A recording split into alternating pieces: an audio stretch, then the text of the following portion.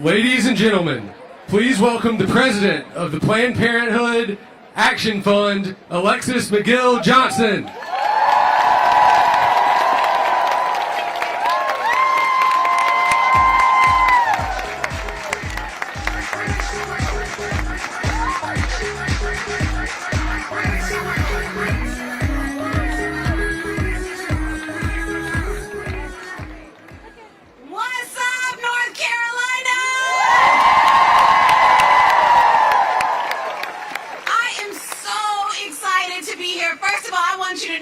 North Carolina roots run deep. My grandmother, my mama, my family, everybody is down in North Carolina, and I am so honored to be here to represent Planned Parenthood, but also to come to where the fight is. If you are here because you are standing up for freedom, make some more noise.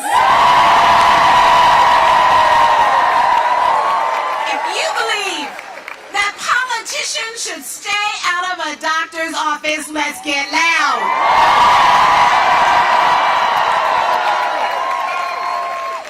And if you are here to see a veto, let me hear it. Woo,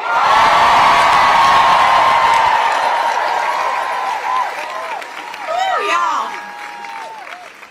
I'm not gonna lie, we are living in a moment right now. A moment. It has been 10 months since the Supreme Court took away our power to control our bodies and gave it to the states.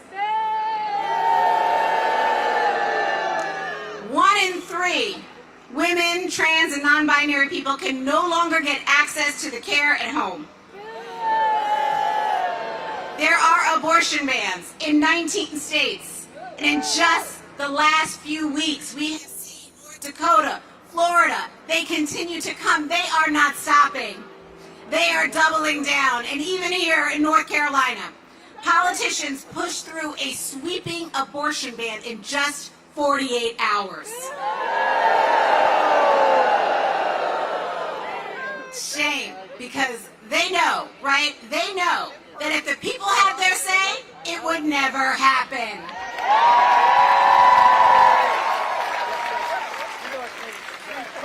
Instead, they just decided to disregard the democratic process, right? Disregard the people, ignore your voice. They have come for your freedom, for your bodies, for your lives, and for your futures, and they are playing the long game for power and control, but we will not let that happen.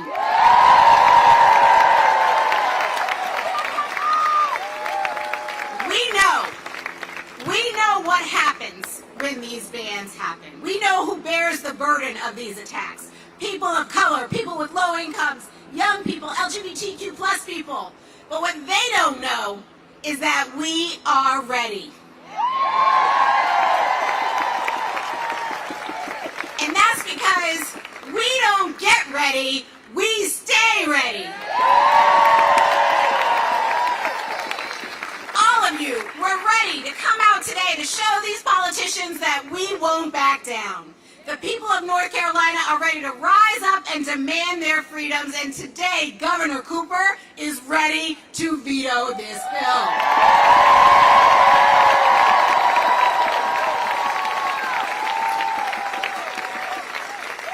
That's right. Let me say it clearly. We are in a moment, make no mistake, but you are the momentum. Your fight, your advocacy is powering this moment right now. You are showing up. You are getting loud. You are being fierce advocates for freedom. You have shown up that we won't back down from a fight at every turn. We are going to continue to fight until we are able to expand our rights.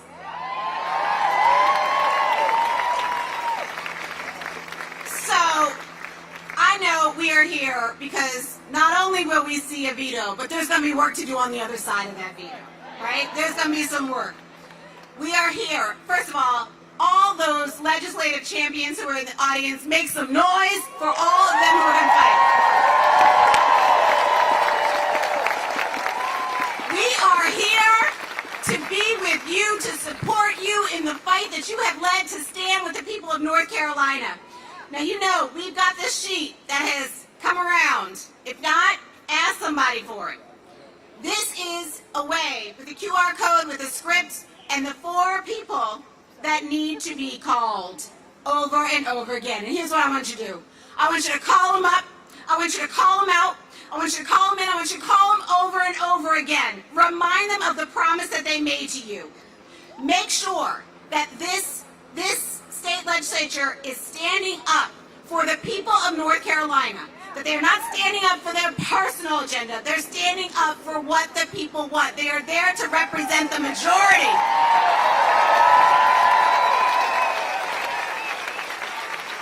Let's make sure they know that if they don't, we are ready.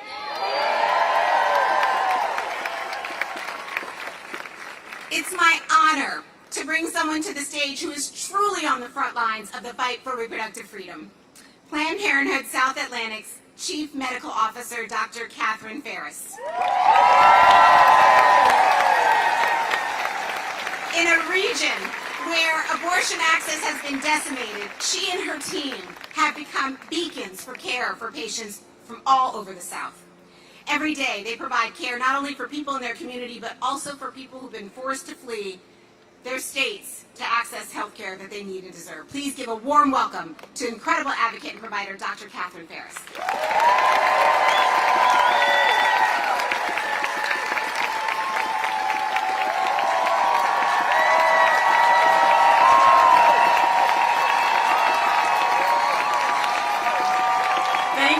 Thank you all for being here this morning.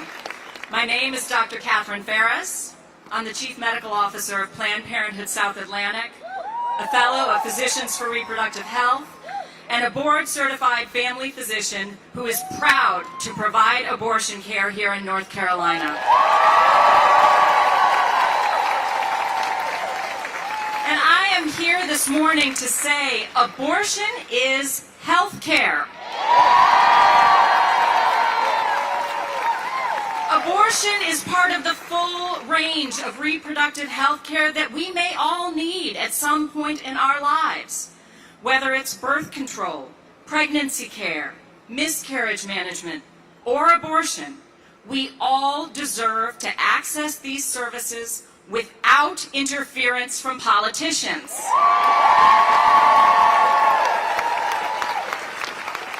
I see patients every day who already have a difficult time getting abortion in this state.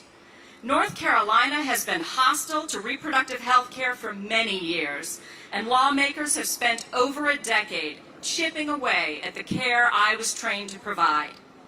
People seeking abortion in North Carolina must often pay for the abortion out of pocket, travel long distances to get to clinic, take unpaid time off of work, find and pay for child care, and unnecessarily delay their abortion procedure because of all of these barriers, pushing them further into pregnancy.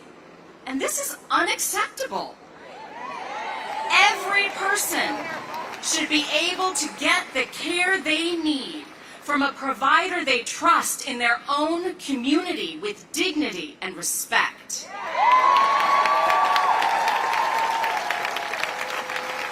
Senate Bill 20 is a dangerous, sweeping piece of legislation that will ban abortion after 12 weeks of pregnancy, but significantly limits medication abortion and makes it much harder to get an abortion even very early in pregnancy. This monster abortion ban is full of medically unnecessary and dangerous restrictions on abortion care that go against best medical practices. Abortion bans are dangerous and deadly. This ban will not only prevent people from getting the abortion care they want and need, but will have harmful ripple effects throughout the healthcare system. In states where abortion has been banned, patients have been denied life-saving care when pregnancies go wrong. There's mounting evidence that abortion bans lead to substandard medical care and higher rates of maternal and infant mortality. That's unacceptable. And that is because abortion bans are bad medicine.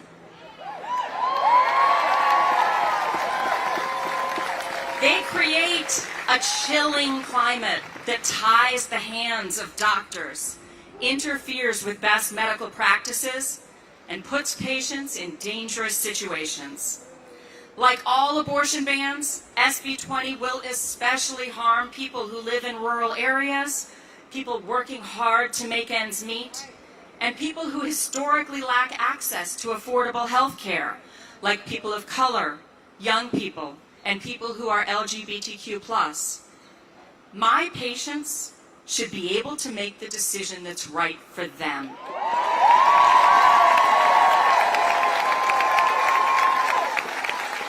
But with this bill, the state legislature is stepping in and saying, no, we know better than you.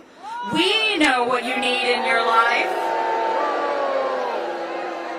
We know what you should choose for your health care. Well, that is not okay. That is not what I want for my patients. That is not what we want in our state. The government should never force a person to carry a pregnancy or give birth against their will. Never. A person's health, not politicians, should guide important medical decisions at all stages of pregnancy. So on behalf of providers and the patients we serve, there has never been a more important time to act. I am deeply grateful to Governor Cooper for his leadership to protect access to abortion care.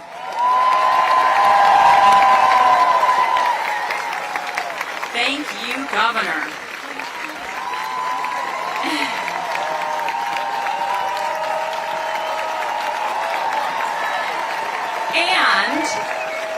And thank all of you for coming out today as we collectively send a strong message to anti-abortion politicians. Keep your bans off my body. Thank you.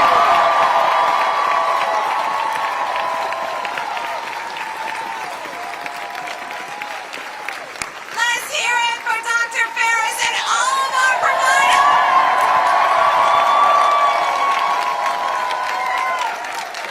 All of our providers are so incredible and unapologetic about making sure that we have access to care. Whew. Thank you. It's not just abortion bans that hurt people. The stigma around abortion is so toxic and so judgmental and so deeply rooted in this country. Stigma uses guilt and fear to silence people who need care. It fuels the hatred of those who think they know better about what we should do with our own bodies. Every day, everywhere, we see patients facing protesters who shame and berate them for their personal health care decisions. That is why I am so glad they have someone like Miss Tina to meet them.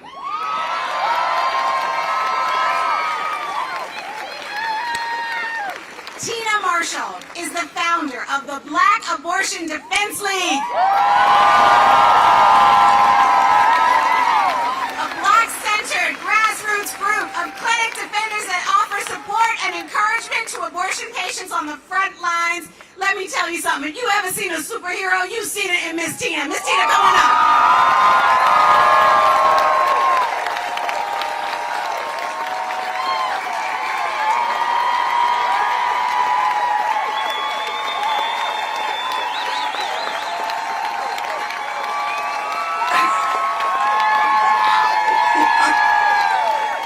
Thank you. Again, my name is Tina Marshall, founder of Black Abortion Defense League, otherwise known as Battle, because it's a battle out here.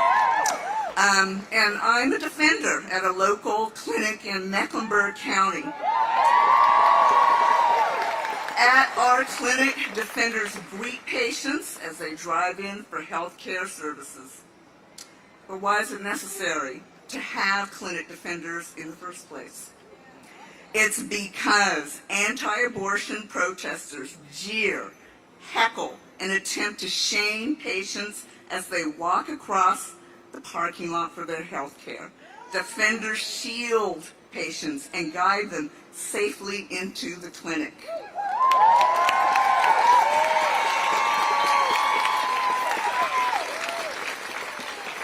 So imagine driving into your doctor's office and having complete strangers block your car with their bodies in an attempt to keep you from getting to your appointment.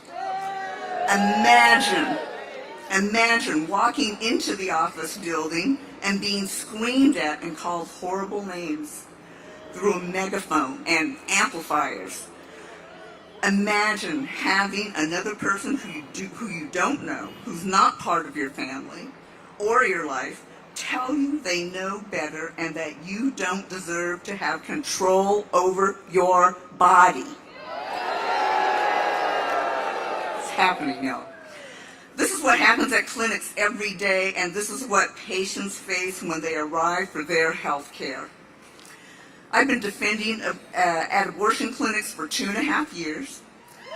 I've seen, not that long, I've seen people come from all walks of life come to clinics for this care.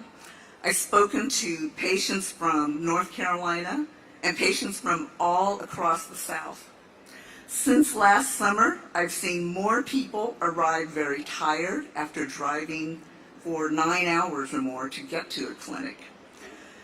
We know that the majority of people who have an abortion already have kids at home, and many of the patients I see have children with them when they arrive for their appointment. And y'all, some patients are children themselves, okay? They have all struggled to find a trusted person who can help them get what they need. They have struggled to scrape together enough money for gas, take time away from their jobs, and leave their homes just to get basic health care. It's not right. But the protesters, they don't care. They heckle them all just the same, including young people who are desperate to not be pregnant anymore. It's sickening. It is absolutely sickening. You know, where are my peeps? Yeah, they're right there. Yeah, we know. And this is what we are up against. This is what we are fighting on the ground, on the front lines. And that is 6 days a week, y'all. And we don't get paid like a lot of them. And since this monster abortion ban was introduced and passed by lawmakers, the anti-abortion protesters have increased their activities and they have become louder and more vicious. I remember a young woman drove up to the clinic with her parents. As the protesters descended on the car, and they swarmed the car, the father shouted, "I'm pro-life, I'm pro-life." Later, after his wife and his daughter went into the clinic, he said his daughter had uterine cancer, and if she didn't have an abortion, she would die. He said he didn't want to give up the life of his child for the life of a fetus. And she already had 2 children at home, and the family felt this was the right decision. If this monster abortion ban goes into effect, people like this young woman will have limited options and could lose their lives. Y'all, we see this every single day, every single day.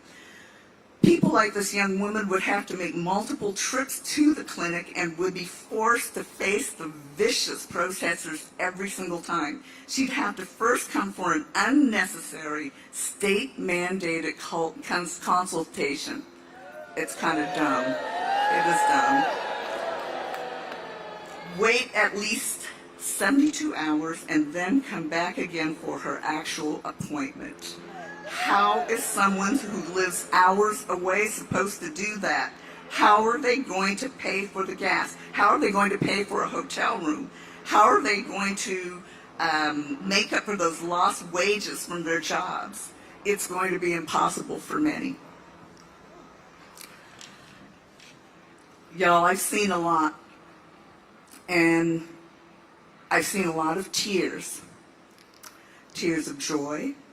Tears of anger, but most of all, tears of gratitude our great state of North Carolina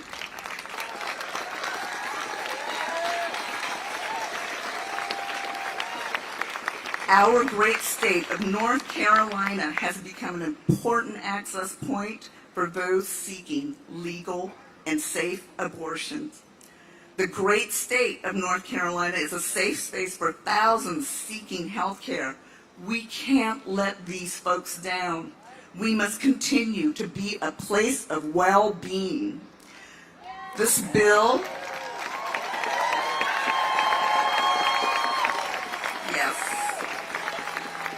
this bill is inhumane and it is dangerous. So I ask the legislators to sustain the veto so North Carolina can remain great. Thank you.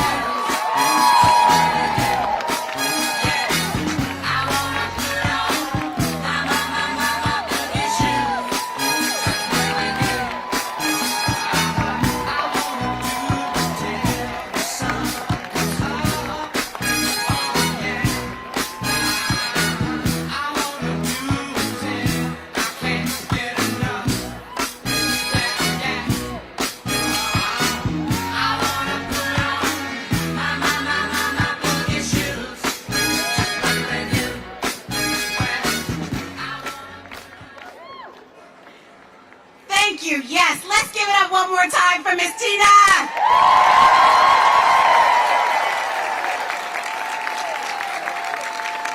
Let's give it up another time for all our incredible providers.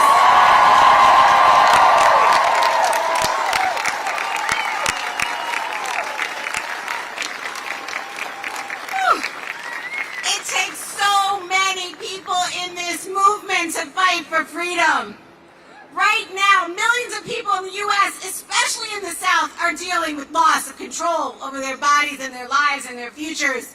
And our attorneys general are the critical partners in the fight for freedom because they determine how the laws are enforced.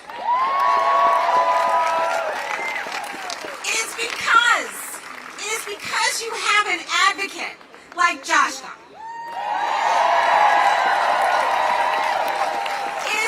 You have a fighter like Josh. It's because you have a warrior who understands reproductive freedom that it can even still exist in North Carolina. Josh fought for reproductive rights when he was in the state Senate. He is fighting for reproductive rights as Attorney General. He will never stop fighting for reproductive freedom in the future.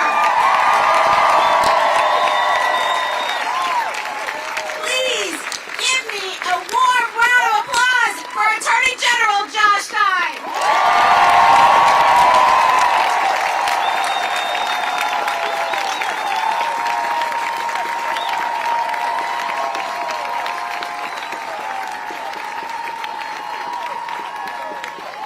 Thank you, Alexis, for that introduction and for your leadership for reproductive rights here in North Carolina and across this country.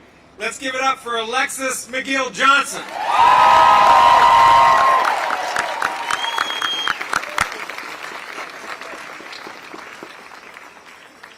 I want to thank each one of you for being here, because each one of you is a ray of light in what is otherwise a dark day for freedom in North Carolina. The Republican General Assembly does not trust the women of North Carolina to make their own decisions about their own bodies, their own families, and their own futures. These decisions are among the most personal that anyone ever makes. They should be made by you after talking to your loved ones and your doctor. They should not be made by a bunch of Republican politicians here in Raleigh.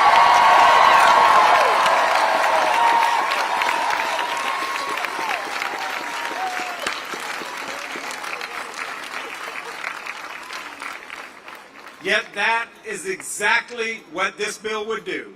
Strip you of your reproductive freedoms.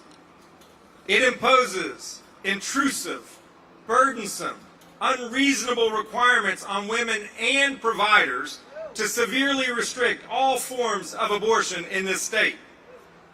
They know what they are doing is profoundly unpopular.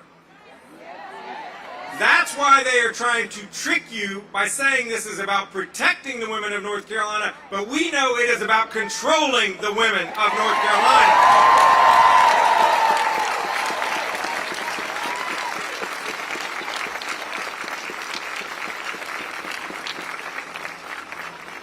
Let's not let them.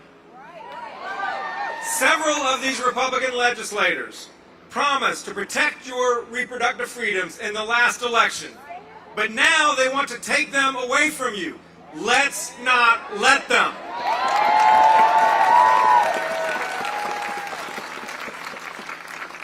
They drafted this monstrosity behind closed doors to silence your voices. Let's not let them.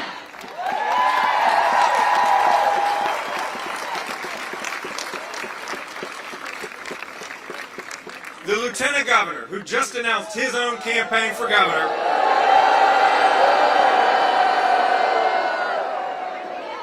just a few weeks ago said that if he were governor with a willing legislature, he would pass a bill saying you cannot have an abortion in North Carolina for any reason. Let's not let them.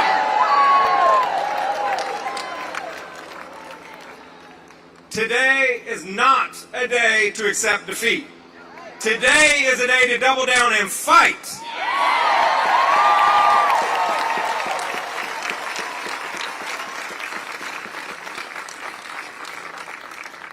That is exactly what Governor Roy Cooper is doing.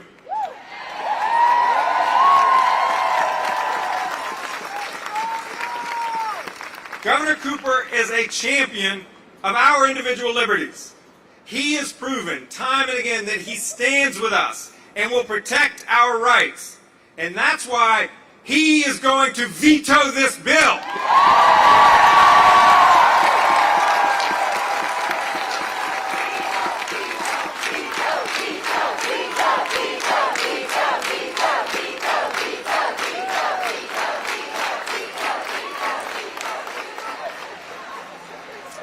So now is the time to mobilize to sustain that veto.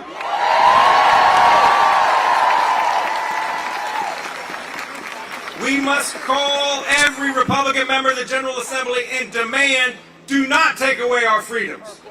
We must email every Republican member of the General Assembly and demand, do not take away our freedoms. We must write every Republican member of the General Assembly and demand, do not take away our freedoms. We have to mobilize to defeat this legislation right now. But we also have to mobilize over the next 18 months because we have to win elections.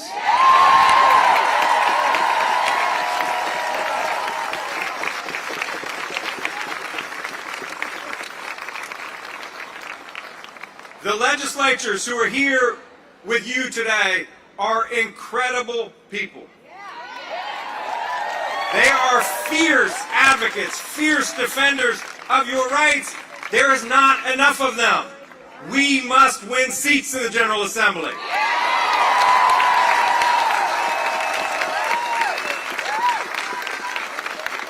We must win seats on the North Carolina Supreme Court, and we must win the governor's office in 2024.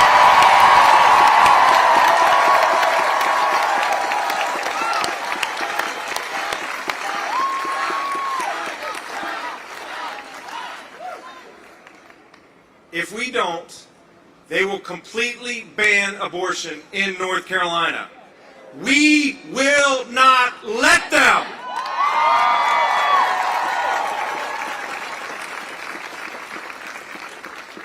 But today, we have a more immediate fight in front of us, and that is to pressure the legislature to uphold Governor Cooper's veto. This is a fight for our freedoms. Let's get to work.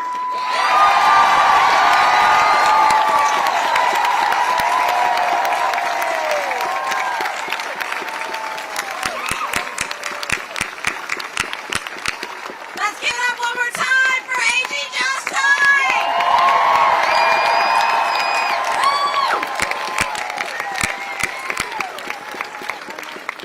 And now, the moment we have all been waiting for. Let me tell you something. I have never been to a rally to protect a veto, and I am loving it! I'm loving it because I'm so excited to bring on an unwavering defender of reproductive freedom. When abortion is no longer protected on the federal level, it is up to state governments. It is up to governors to be our backstop. And you all are so incredibly lucky to have Governor Roy Cooper as your backstop right now.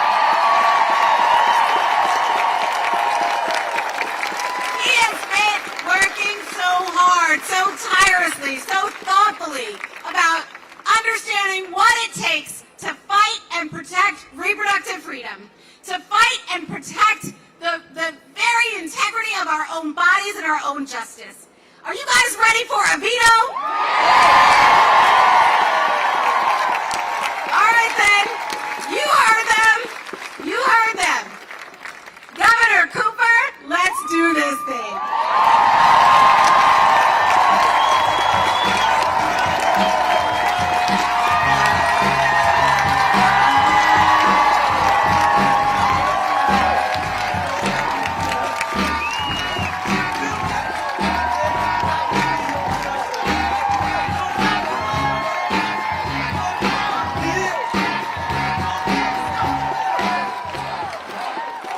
Hello, North Carolina!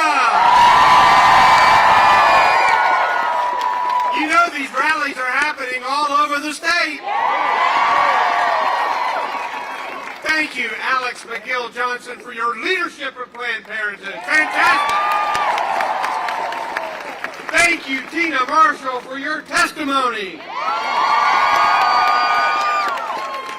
Thank you, Dr. Catherine Ferris, for the care you give your patients and for fighting for them today.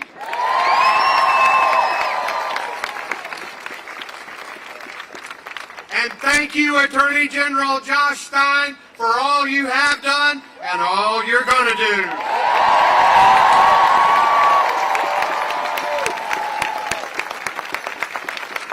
Are we ready to stop this ban? Well, I'll tell you what, if we have to stand up to keep fighting the battles of last century, there's no one I'd rather have on my side than every single one of you. Because when women's health is on the line, I will never back down. And I know you won't either. We have some really special leaders here today who've shown that they aren't backing down. I want to recognize the Democratic state legislators who are here today. Wave your hands and show them where you are, guys.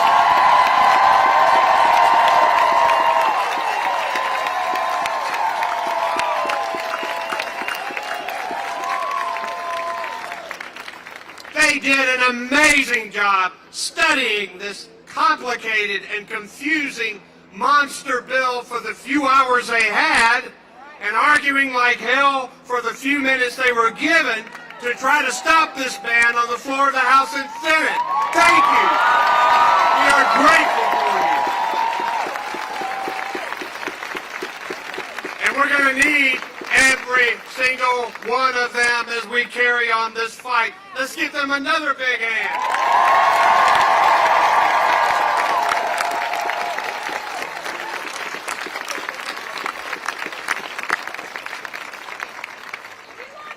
You know, as governor, I'm working every day to move North Carolina forward. Better jobs, higher wages, better schools, safer streets, healthier communities. And I try to work with this legislature whenever I can to get things done. Forward is the only way ahead.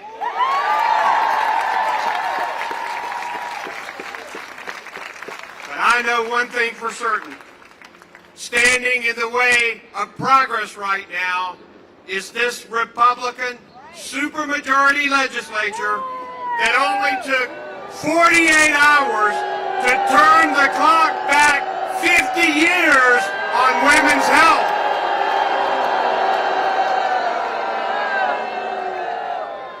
And that's exactly what this bill does. It makes women jump through additional hoops and navigate a wicked obstacle course just to get care. It puts trusted clinics at risk of closing. It stops medication abortion after 10 weeks. It tells doctors how and when to practice medicine and threatens them with fines and criminal charges if they don't do it like the politicians want them to do.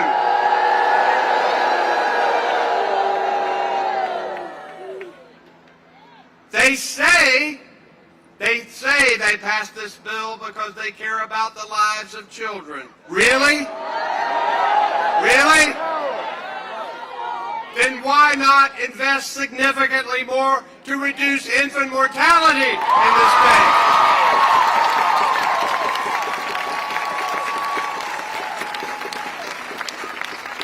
Why not fully fund public education?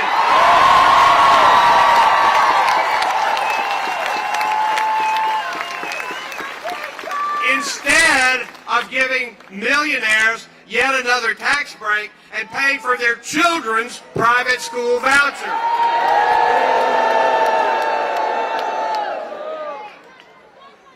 Why not pay our children's teachers what they deserve?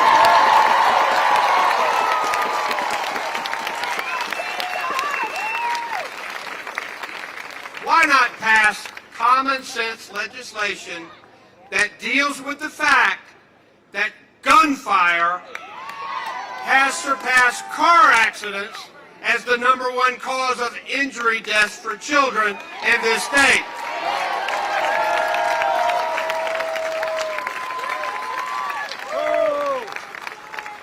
They say they passed this bill because they care about mothers.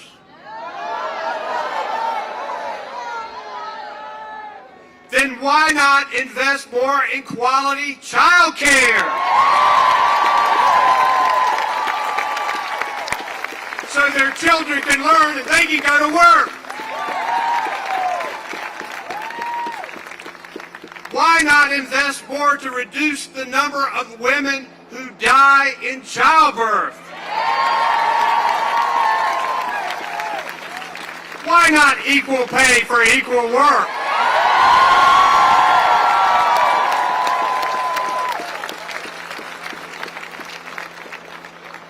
And by the way, happy Mother's Day weekend to all the moms who are here.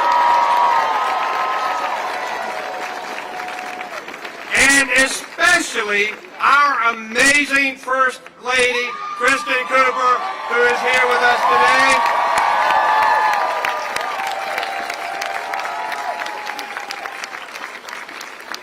Along with one of my amazing daughters, Hillary, who is here today.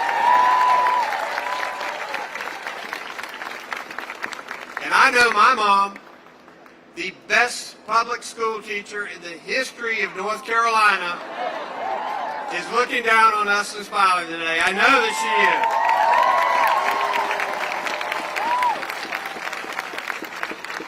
is. Let's be clear. This bill has nothing to do with making women safer and everything to do with banning abortion.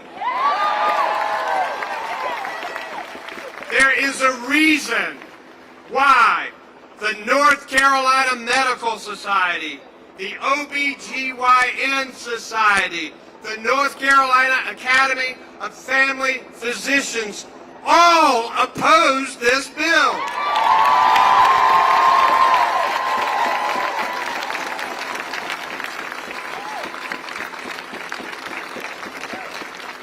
How about leave the medicine to the doctors and the decisions to the women?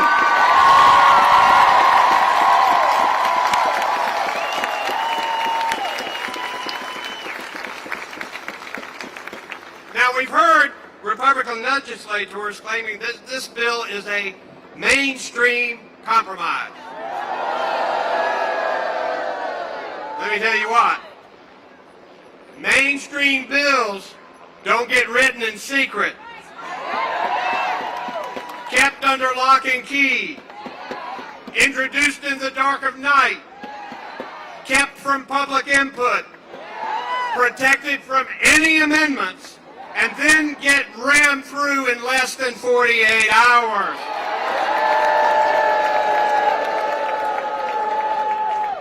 Which is, by the way, shorter than the mandatory 72 hours they make women wait for health care after the first appointment.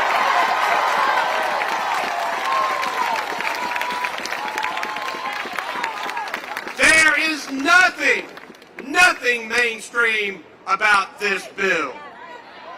They hid the dirty details of it. You know why? Because they didn't want you to show up. They know North Carolinians do not want abortion bans. So they dressed this up and they tried to disguise it. But together, we have showed up and we have exposed it.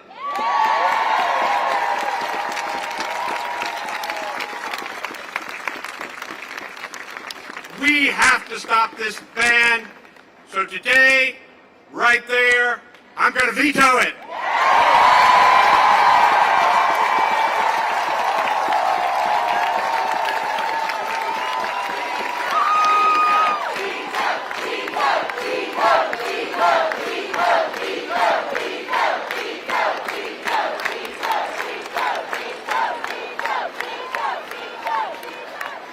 But we are going to have to kick it into an even higher gear when that veto stamp comes down.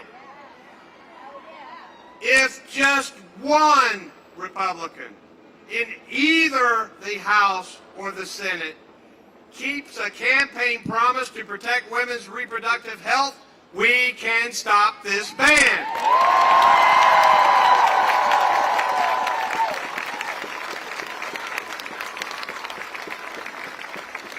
But that's going to take every single one of you to make calls, to send emails, to write letters. Tell them to sustain this veto. Tell them to ask the Republican leadership to stop it. Now, there are 4 legislators who made these promises, but I think there may be more who know in their hearts and minds that this is bad. Most of them, and these legislators can tell you that, most of them didn't get to see the bill until we saw it. Some may not have realized how horrible this actually is. Tell them that we need to stop going back to the last century and move forward.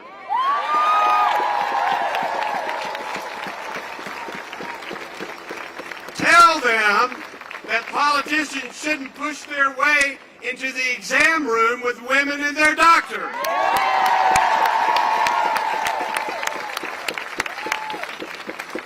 Tell them that women's lives depend on stopping this ban.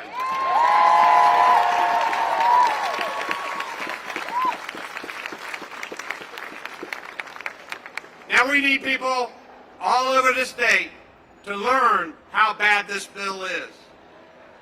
And maybe it'll be a friend, a family member, a minister, or even a doctor of one of these Republican legislators who convinces them to step up and do the right thing.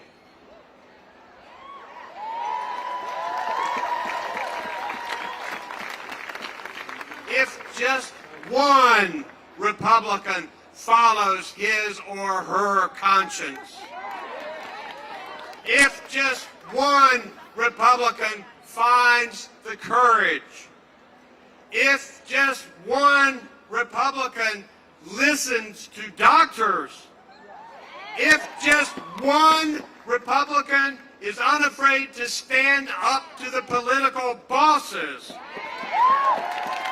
if just one Republican keeps that promise made to the people, then we can stop this ban.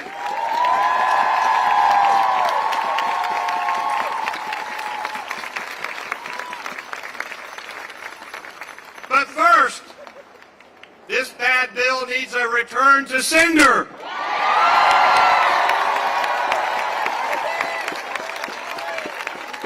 This bad bill needs a veto. Are you ready to do it?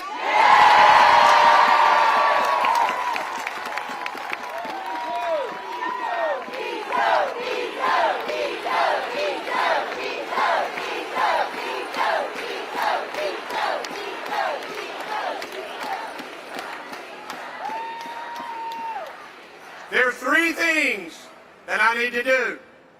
First, I need a veto message, an official veto message that I must sign.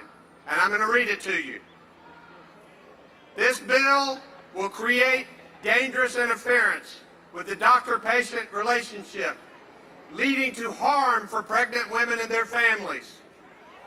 With its medically unnecessary obstacles and restrictions, it will make abortion unavailable to many women, particularly those with lower incomes, those who live in rural areas, and those who already have limited access to health care. Therefore, I veto this bill.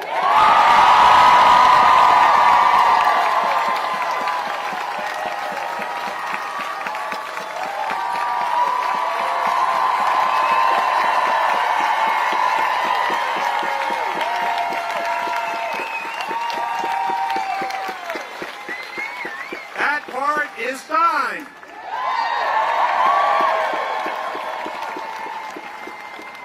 The second thing I need to do is give it the veto stamp.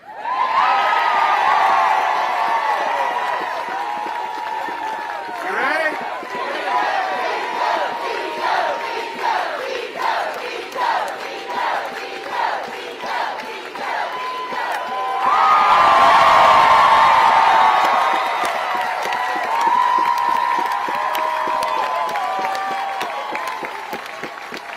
The veto stamp has been applied.